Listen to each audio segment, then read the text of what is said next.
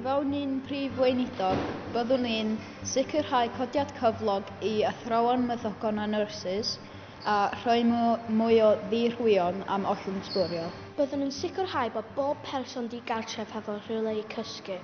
Byddwn yn ceisio helpu ostwng pris bwyd a petrol a byddwn yn agor mwy o banciau bwyd lleol. Byddai yn gwahardd ysmygu a esmygu drwy wlad i gyd. Syniad arall sydd gen i dylai plant yn cael amser llai ar sgrin a chaffswm 1 awr 30 munud y dydd.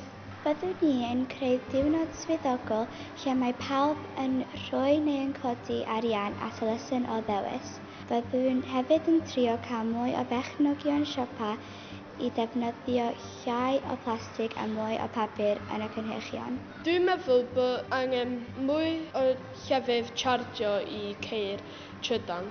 Byddwn ni'n sicrhau bod pob dosbarth hefo cymorthwyr i roi cymorth ychwanegol i plant i cael mwy o adnoddau i plant dyslexia.